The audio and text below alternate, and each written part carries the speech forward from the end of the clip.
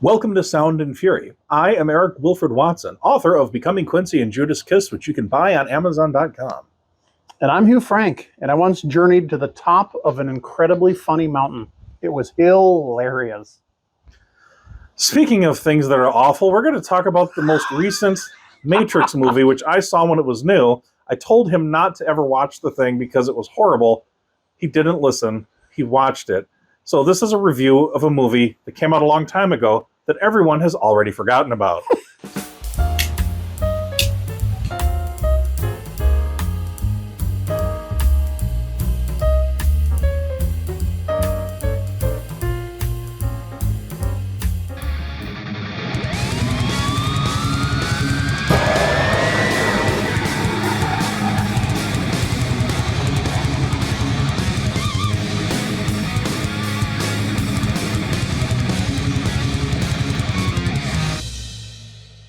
So, what did you think of the new Matrix movie? I actually liked it. I hate you.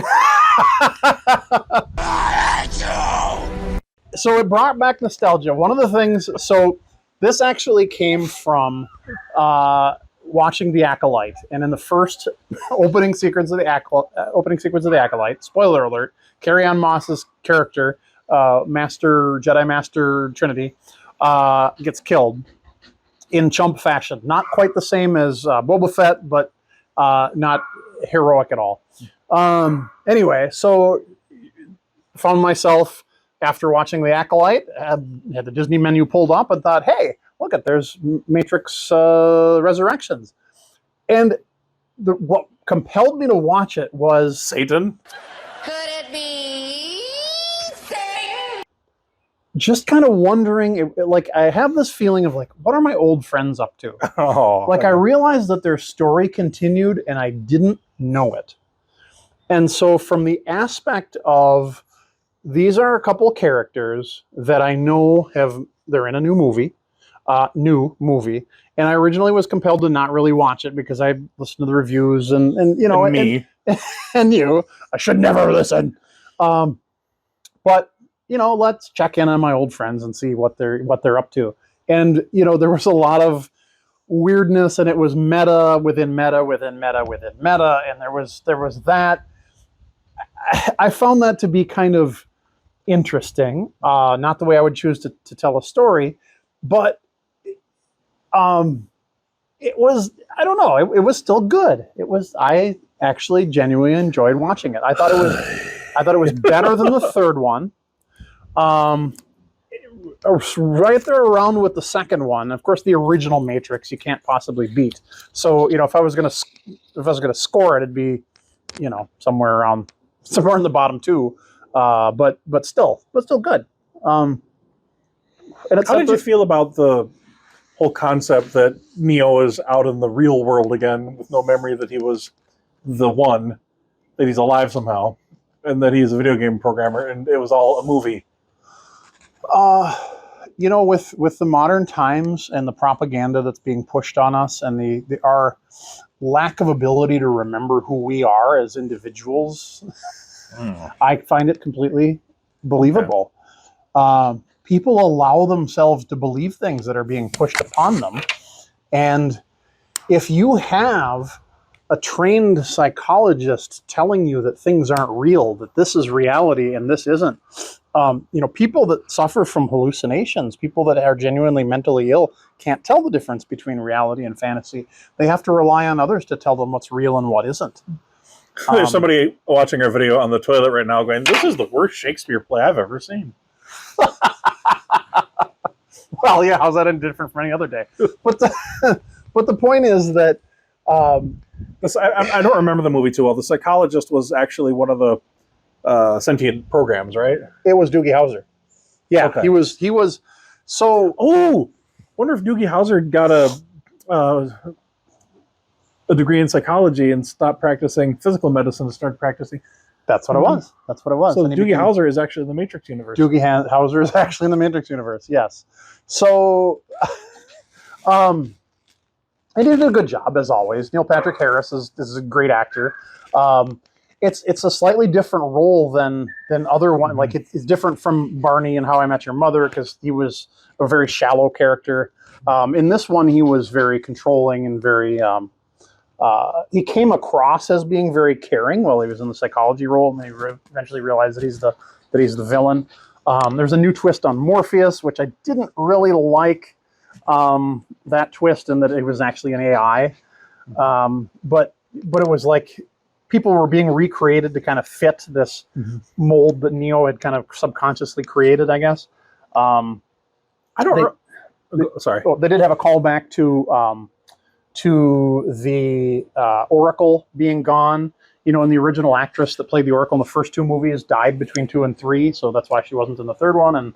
And just like I felt that pang of loss again, even though it's been like 20 years since she died. It was like, oh, she's still, you know, like I forgot. She's still dead. She's still, yeah. So you know, I felt lost for the characters that were gone, and I felt, you know, compassion for the ones that were there. Interesting. And yeah, so from an emotional, it stirred up a lot of emotions, and made me want to go back and revisit the original trilogy again. When I watched the movie, I immediately tried to put it out of my mind, so I don't remember a lot of the details. How is it that Neo is alive? I don't remember. So they actually show them being reconstructed. What they don't do is the Disney short exposition and say, Somehow Neo has returned? somehow Neo has returned. They actually show them being reconstructed in a very graphic way. Picture, we talked about the Fifth Element earlier. Was that on a different? I think it was a different. But anyway, in the Fifth Element, when they reconstruct Mila Jovovich's perfect, you know, Fifth Element character, and there's like the stitching of all the stuff, and they kind of reconstruct her body. There's a similar scene in Starship Troopers when they restitch his leg back together and kind of so they're kind of like the machines are reconstructing them using tissue or whatever. And you actually see Neo's eye being put back together, because if you remember at the end of the third one, his eyes were burned. But yeah, they physically rebuild them, which they have the technology to resurrect humans. They just don't. Why would they use it, really, right? Because humans are expendable. But that's how they recreate them.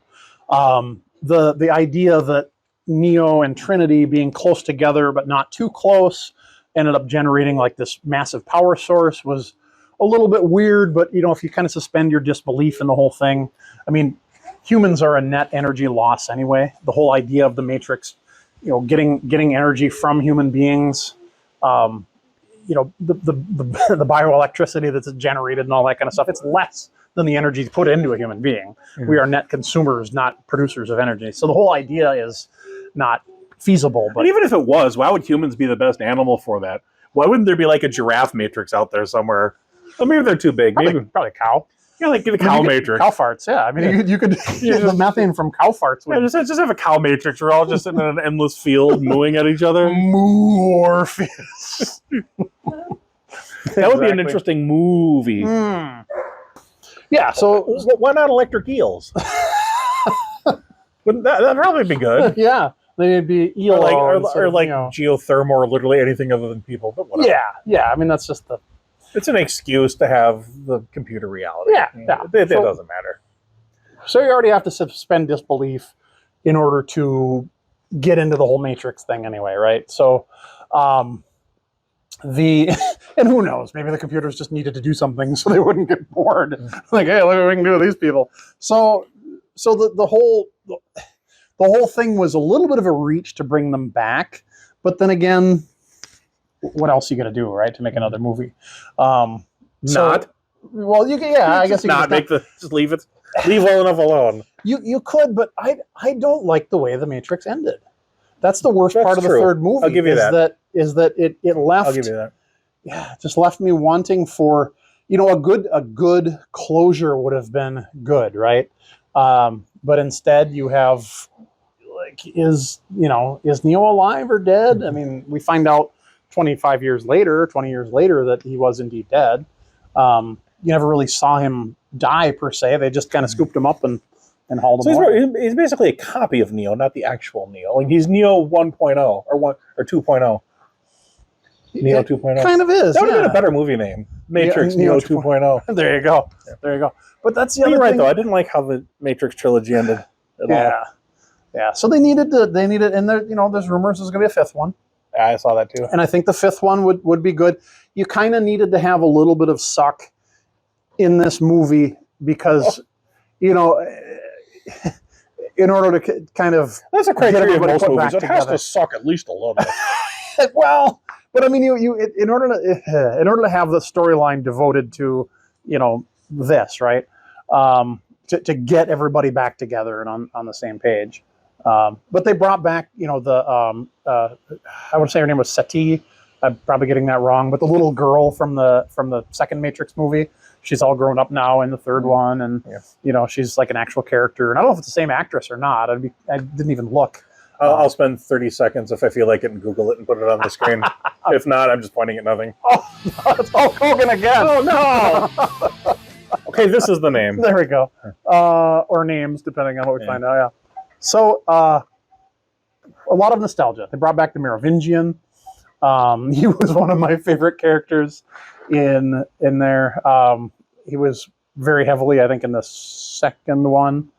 But yeah, it was once Neo was back, he was fully back. He couldn't fly. Trinity could. I thought that was an interesting twist, and then at the end he could fly. But I think that actually makes sense, though, if he's a copy, because the original Neo had to figure it out. So I guess it makes sense the new Neo would need to have to figure it out. I guess it makes just as much sense as how they brought Data back in Star Trek Picard. I'm going to talk about Star Trek. Of course, yeah. Data blows the fuck up in Star Trek Nemesis, and he's very clearly dead. He's extremely dead. He's all the way dead. He's all the way dead. But not only that, he's really, really dead. Yeah. But and he's dead too. And there's absolutely no possibility. There's absolutely no possible way that he isn't dead because he's extremely dead because he exploded. But he's alive.